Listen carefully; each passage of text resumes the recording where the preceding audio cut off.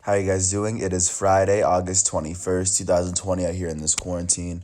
I'm James Sims, and for this episode of The Elite, I'm going to jump into what happened yesterday. It was Thursday. There was a lot of playoff basketball. There was baseball to be played along with WNBA and playoff hockey. So first, I'm going to jump into the NBA playoffs. First game of the night, the Miami Heat, the fourth seed Miami Heat were able to beat the Pacers in game two.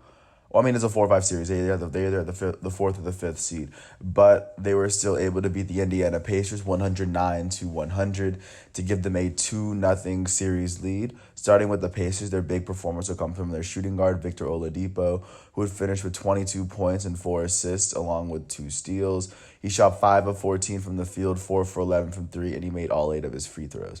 Additionally, Malcolm Brogdon would help out with 17 points, 5 rebounds, and 9 assists, and Miles Turner would help out with 17 points, 8 rebounds, and 5 blocks. It just wasn't enough. For the Miami Heat, big performances from, of course, Jimmy Butler.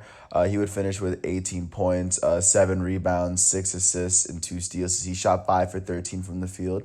Additionally, their point guard, Goran Dragic, would finish with 20 points and 6 assists, shooting 9 for 18 from the field. Tyler Hero would help off the bench, shooting 4 for 14 from the field, with 15 points and 5 rebounds. But the big performance of the night will go to Duncan Robinson, who, in 25 minutes as a starter, he finished with 24 points. He shot 7 for 8 from the field, 7 for 8 from three, and he made all 3 of his free throws to help the Heat get a 2-0 lead over the Pacers. Moving on to the second game of the day, the Houston Rockets, who were the fourth seed, were able to get their second win of the series on the Oklahoma City Thunder. They now take a 2-0 series lead after beating them 111-98, holding the Oklahoma City Thunder to 39 second half points. It was a great defensive performance from the Houston Rockets, and it was a good performance around James Harden, as Russell Westbrook wasn't able to play, but he was still very active on the bench as a coach. First, starting out with the Oklahoma City Thunder, big performances from, of course, their elite point guard, Chris Paul, who finished with 14 points, 6 rebounds, 2 assists. He shot 6 for 15 from the field, 2 for 7 from three, and took no free throws at all. He had a plus minus of negative 36, so, not everything was working for him in the game. Danilo Gallinari would finish with 17 points. Dennis Schroeder would have 13 off the bench. Their biggest performer of the day would be their shooting guard, Shai Gilgeous-Alexander, out of Kentucky, who finished with 31 points, 6 rebounds, and 2 assists. He actually had a plus minus of plus 7. But he would shoot 9 for 17 from the field, 3 for 7 from three, and he'd make 10 of his 11 free throw attempts. Now going to the Rockets, like I said, big performance from their elite shooting guard, James Harden, who finished with 21 points, 5 rebounds, and 9 assists, as he shot 5 for 16 from the field, 2 for 11 from the three-point line. He made all 9 of his free throw attempts. Eric Gordon, the shooting guard for the Rockets, would finish with 15 points on 20 shots. He went 0 for 10 from the three-point line, but they still won the game. Daniel House would finish with 19 points and 9 rebounds for the Rockets. PJ Tucker finished with 14. Jeff Green came up with 15 off the bench. Austin Rivers had 11. But big win for the Rockets as they now take a 2-0 series lead over the Thunder, and they're now 2 games away from clinching a spot in the Western Conference semis. Moving on to the third game of the night, the top seed Milwaukee Bucks were able to get their first win of the series as they tied their series with the Magic 1-1 after beating them 111-96 last night. Big performance from the Magic will come from their center, Nikola Vucevic, who would finish with 32 points, shooting 13 for 23 from the field, 2 for 8 from three, made all 4 of his free throws. He finished with 10 rebounds and 2 assists on the night. Also, DJ Augustine would add 10 off the bench. Terrence Ross would have 12 off the bench. Evan Fournier would have 12. Markelle Fultz would have 11 in 26 minutes. But for the Milwaukee Bucks, first off, Brook Lopez would have a good game. He finished with 20 points and 3 rebounds for the Bucks. Additionally, Eric Bledsoe finished with 13 points.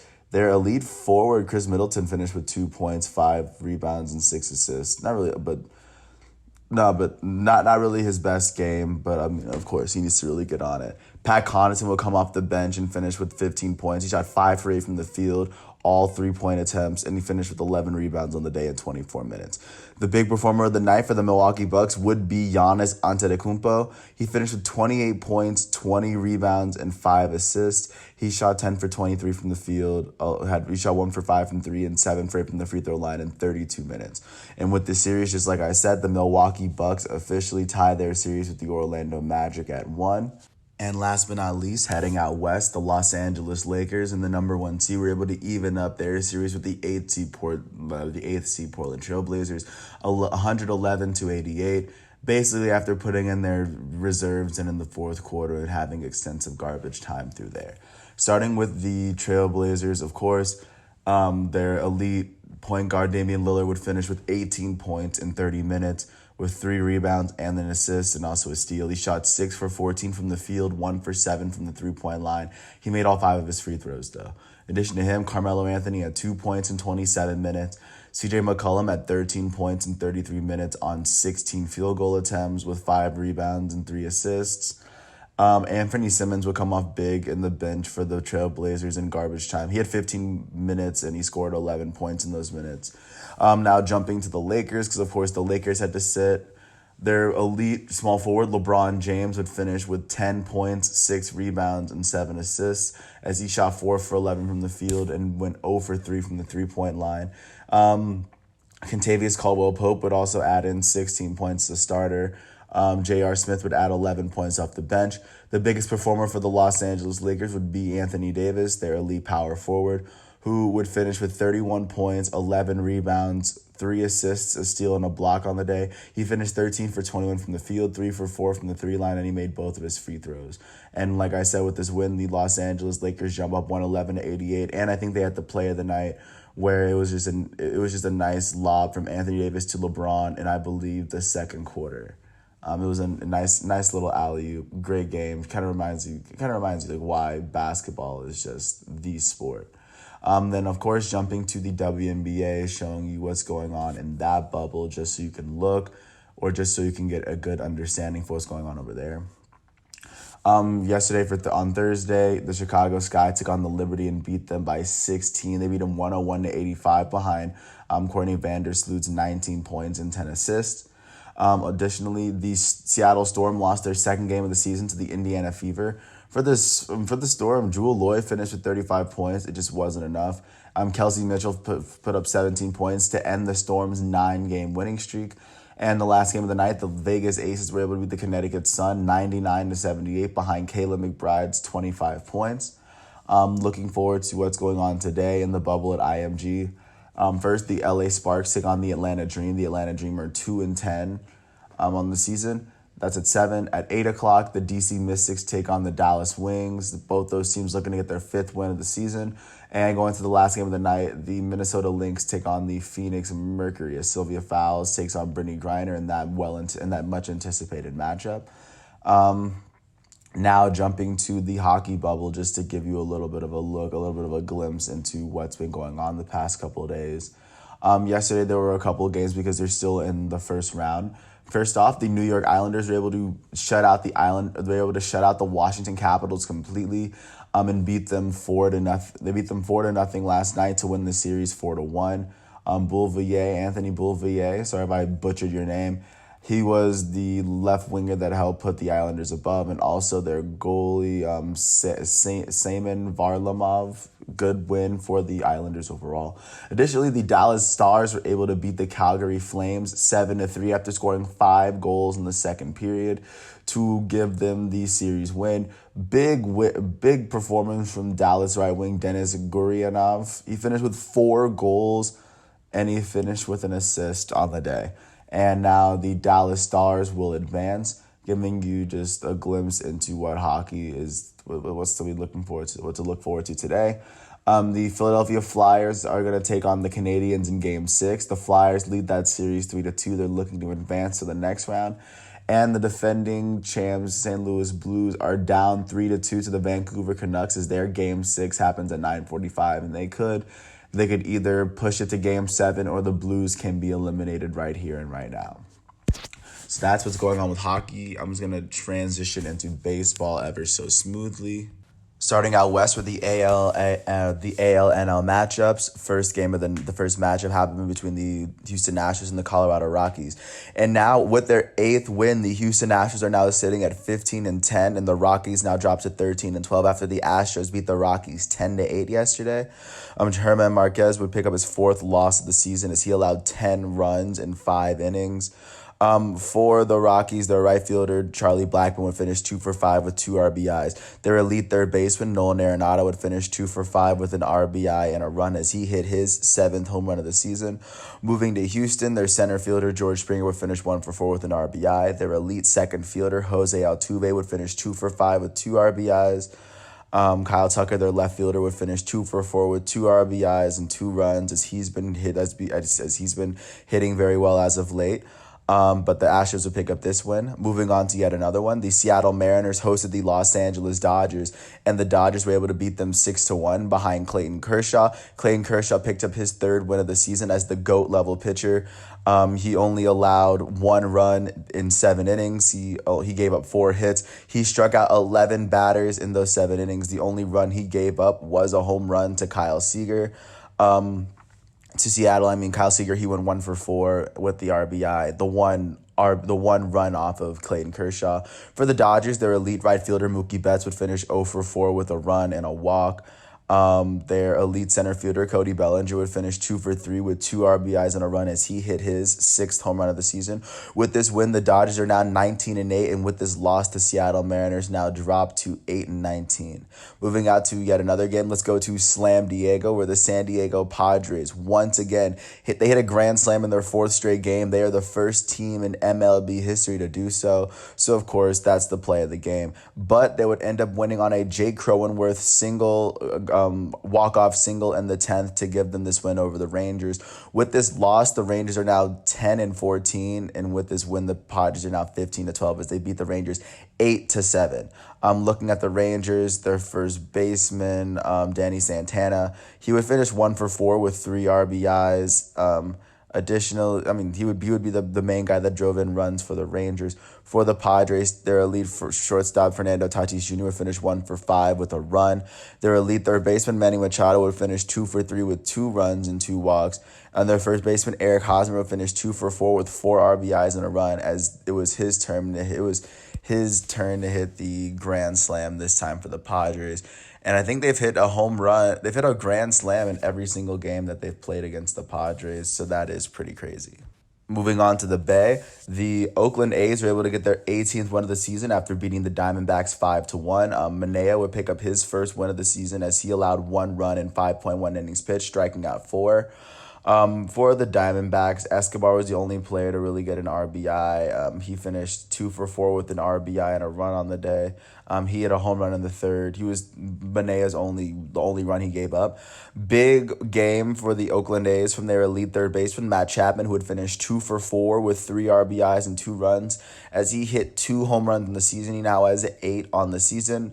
With this loss, the Arizona Diamondbacks are now 13-13, and the A's are now 18-8. And staying in the Bay, going to Candlestick, the San Francisco Giants were able to beat the Los Angeles Angels as Kevin Gausman picked up his first win of the season, allowing 4 runs in 5 innings, striking out 8. For the Angels, their GOAT level center fielder Mike Trout would finish 2 for 5 with a run on the day. Their elite third baseman Anthony Rendon would finish 3 for 5 with 2 RBIs on the day. Their pinch hitting catcher Ben Boom would hit his first home run of the season. For the Giants, it would be pretty big for them. Their second baseman, Wilmer Flores, would finish 3 for 4 with 4 RBIs and 2 runs. He hit his 6th home run of the season in the first inning. The Giants were able to score 8 runs in the first 3 innings to kind of put them ahead. 9 in the first 4. As they were able to go above and beyond. With this win, the Giants are sitting at 11-16 in the NL West, and the Los Angeles Angels are now 8-18 in the AL West.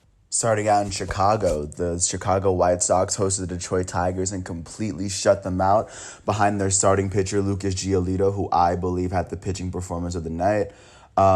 He pitched 7 innings. He only allowed 3 hits, 1 walk. He struck out 13 batters and allowed no runs. I mean, just from that, I can tell you that the Detroit Tigers weren't able to really get anything going hitting wise. But for the White Sox, their shortstop Tim Anderson would finish 2 for 4 with an RBI and 2 runs as he hit his sixth home run of the season. Eloy Jimenez hit his eighth home run of the season as he finished the game 3 for 4 with 2 RBIs and 2 runs. The first baseman, Jose Abreu, finished with 3 for 5 with 2 RBIs and 2 runs for the White Sox as well. With this win, the White Sox are sitting at 15-11, and the Detroit Tigers fall to 9-14. Now jumping to the AL/NL Central matches before I go to the NL Central. First, the Cleveland Indians took on the worst team in baseball, the Pittsburgh Pirates, and they were able to shut them out 2-0, giving them a 16-9 record, and the Pittsburgh Pirates a 4-17 record. It would be the fifth win of the season for Shane Bieber, who had yet another elite pitching performance. He would allow no runs in 6 innings. He gave up 6 hits and struck out 11 batters. His ERA sits at 1.11, one of the best in baseball. And following that, Taylor, their catcher, Bo Taylor would be the only player to register an RBI for the Cleveland Indians. But like I said, big win for the Indians as they move on. Additionally, another great pitching performance from the AL Central as Jose Barrios got his win as the Twins took on the Brewers last night and beat them 7-1. Jose Barrios would pitch 6 full innings, allow no runs. He'd only allow 1 hit, and he'd strike out 9 batters. Additionally, for the Minnesota Twins, Nelson Cruz hit his 9th home run of the season as a designated hitter, finished 1-for-4 with 2 RBIs and a run. Big win for the Twins is now that the Twins are now sitting at 17-9. And the Brewers now dropped to 11-12. Their elite designated hitter, Christian Yelich, would finish 1-for-4 on the day, striking out twice. Barrios is now 2-3 on the season. Much needed win for him, and his ERA just dropped to 4.75. Big win for him. He's a player that you kind of expect this every once in a while. And then going out to the National League Central for their only NL Central matchup of the day, the St. Louis Cardinals took on the Cincinnati Reds at home, and after being down 4-2, they rallied in the ninth, and it would be Colton Wong's walk-off single, or it would have been a double anyway, in right center field to give the St. Louis Cardinals their 7th win of the season.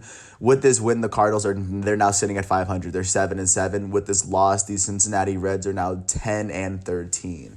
And now, last but not least, I'm gonna take you out east.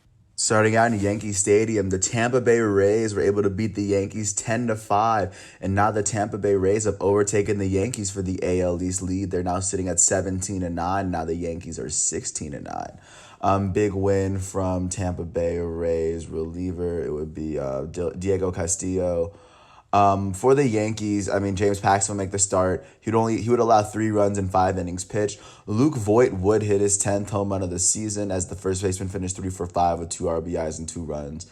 Urshela was getting it done too as he now has 5 home runs on the season. It just wasn't enough. Their elite shortstop, Gleyber Torres, finished 0-for-2 with an RBI on the day. But for the Twins were just getting it going again. It will be their second baseman, Joey Wendell, who finished 2-for-4 with 3 RBIs and 2 runs. And also it'll be their catcher, Mike Zunino, who would finish 1-for-3 with 3 RBIs and a run. He had his 4th home run of the season to give the Rays this really, really big win. And speaking of the AL East, the Toronto Blue Jays, the Buffalo Blue Jays, hosted the Philadelphia Phillies in a doubleheader. In the first game, the Blue Jays were able to beat them 3-2 off a Lourdes Gurriel pinch hit RBI single to give them the win. They won 3-2. And jumping into the second game of this doubleheader, the Toronto Blue Jays were able to win the second. They won both games of the doubleheader. Big game. Of course, Gurriel would hit his second home run of the season as he finished 2-for-4 with 3 RBIs. Additionally, their first baseman, Rowdy Tellez, finished the day at 3-for-4 with 3 RBIs and 2 home runs. He hit his 4th home run of the season. Teoscar Hernandez hit his 8th home run of the season as he finished 2-for-3 with 2 RBIs and 2 runs. Big win for them. And in the first game, Bryce Harper would hit a home run for the Phillies. This home run would end up being his 6th of the season. But after the doubleheader, the Buffalo Blue Jays are now sitting at 12-11 in the AL East, and the Phillies fall to 9-12 in the National League East. Going on to the last game that I haven't mentioned, the Baltimore Orioles hosted the Boston Red Sox, and they got crushed, basically. Nathan Eovaldi would pick up his second win of the season as he only allowed one run and struck out six through 7 innings. For the Red Sox, big game from their shortstop, Xander Bogaerts, who finished 3 for 5 with 2 RBIs and 2 runs. He now has 5 home runs of the season, and their first baseman, Mitch Moreland, finished 2 for 4 with 3 RBIs and a run, and he now has 7 home runs of the season. With this win, the Boston Red Sox are now 8-18, and the Orioles fall to 12-13. And I'm just going to give you a little bit of, not just give you a little bit of insight in terms of what to look forward to because it is Friday baseball. New series are starting today because that's normally how the schedule goes. First off, Patrick Corbin's looking to get his third win as the Nats take on the Marlins at 6 o'clock today. Additionally, Aaron Nola is looking to get his third win of the season as he's taking on the hot-handed Max Fried as the Braves take on the Phillies at 7 o'clock. Additionally, Dallas Keuchel is going to try to make a start against John Lester as the White Sox face off against the Cubs in this Chicago matchup. Walker Buehler's looking to get his first win of the season as the Rockies take on the Dodgers today. Those are the big games today, and because it is Friday, I'll take you through the stats leaders, especially right now. Starting with hitting, in terms of hitting, Charlie Blackmon is leading the league in hitting. He has 42 hits in 25 games. He has a .422 batting average as of right now, and he's just killing it right now. In second place, it's Ketel Marte of the Arizona Diamondbacks. He has 35 hits in 25 games with a .343 average. And then tied for third with 34 hits, you have Hanser Alberto, the second baseman for the Baltimore Orioles, Kyle Lewis, the center fielder for the Seattle Mariners, and Fernando Tatis, the elite shortstop from the San Diego Padres. Looking to see who's leading the league in runs. Fernando Tatis Jr. is leading the league in runs with 26 runs in 27 games, which is completely ridiculous, by the way. In second place, tied for second place are the shortstop, Trevor Story of the Colorado Rockies, and Mike Yastrzemski of the San Francisco Giants. And then tied for fourth with 22 RBIs is Tim Anderson, the shortstop of the Chicago White Sox, and Brandon Lau, the second baseman from the Tampa Bay Rays. Now jumping out to who's leading in doubles. Right now, Hanser Alberto, the second baseman from the Baltimore Orioles, currently leads the league with 12 doubles. And tied for second with 10, you have Anthony Santander, the right fielder from Baltimore, Dominic Smith, the left fielder from the Mets, and Christian Walker, the first baseman from the Arizona Diamondbacks. And in fifth place, with the third most amount of doubles, you have Alex Bregman, the third baseman for the Houston Astros, Jose Iglesias, the shortstop for the Baltimore Orioles, JD Martinez, the designated hitter from the Boston Red Sox, Donovan Solano, the second baseman from the San Francisco Giants, and Mike Yastrzemski, the center fielder from the San Francisco Giants. I'll just tell you who's just leading the way in triples, by the way. Kyle Tucker, the left fielder from the Houston Astros, has 4 triples on the season. And then behind him, and you have Jaime Candelario, the first baseman from the Detroit Tigers, and Mike Yastrzemski, the center fielder from the San Francisco Giants. Sorry if I butchered your name, by the way. Looking at the home run leaders so far in the season, right now in first place by himself is Fernando Tatis Jr., the shortstop for the San Diego Padres. Tied for second with 10 home runs, it's Mike Trout, the center fielder for the Los Angeles Angels, and Luke Voit, the first baseman from the New York Yankees. And then tied for fourth with 9 home runs, you have Mookie Betts, the elite right fielder from the LA Dodgers, Nick Castellanos, the right fielder for the Cincinnati Reds, Nelson Cruz, the designated hitter from the Minnesota Twins, Aaron Judge, the elite right fielder from the New York Yankees, who's played 10 less games than Fernando Tatis, by the way, Matt Olson, the first baseman from the Oakland A's, and Anthony Santander, the right fielder for the Baltimore Orioles. Right now, looking at RBI leaders, Fernando Tatis Jr. sitting by himself at the top with 29 RBIs. Nelson Cruz and Anthony Santander are tied for second with 25 RBIs, and in fourth by himself is Charlie Blackmon with 24 RBIs in 25 games. Looking at the walks leaders, Carlos Santana leads the league in walks with 27 walks. Brandon Nimmo's in second. Brandon Nimmo, the center fielder from the New York Mets, has been walked 22 times. And tied for third with 20 walks are Rhys Hoskins, the first baseman from the Philadelphia Phillies, Anthony Rendon, the third baseman from the Los Angeles Angels, and Mike Yastrzemski, the center fielder from the San Francisco Giants. I mean, with that said, and then last but not least, I'll go into stolen bases as of right now. Currently, there are seven players that are tied for the league with six stolen bases. They are Andres Jimenez, the second baseman from the Mets, Adalberto Mondesi, the shortstop from the Kansas City Royals, Dylan Moore, the right fielder from the Seattle Mariners, Tommy Pham, the left fielder from the San Diego Padres, Austin Slater, the right fielder from the San Francisco Giants, Fernando Tatis Jr., the elite shortstop for the San Diego Padres, and Jonathan Villar, the shortstop for the Miami Marlins. And I mean, they've been kind of killing it so far. As of right now, the batting average leader is Charlie Blackmon with a 424 batting average. DJ LeMahieu from the Yankees is second with a 411 batting average through 19 games. And in third place is Donovan Solano, the second baseman from the San Francisco Giants, who is batting 386 in 22 games. Moving on to on-base percentage, Jesse Winkler, the designated hitter from the Cincinnati Royals, has the highest OBP with a 487 OBP. He makes base almost half the time. In second place is Bryce Harper with a 471 OBP in 21 games. And in third place is Charlie Blackmon with a 463 OBP to go along with his 424 batting average in 25 games. Now looking at slugging, the top sluggers in the league, Luke Voigt has the highest slugging percentage in baseball with a 730 slugging percentage. Brandon Lau from the Tampa Bay Rays is second with a 727 slugging percentage, which is the average of total bases by at-bats, if you were unaware of what that was. And in third place, it's Fernando Tatis, the elite shortstop of the San Diego Padres, with a 706 slugging percentage.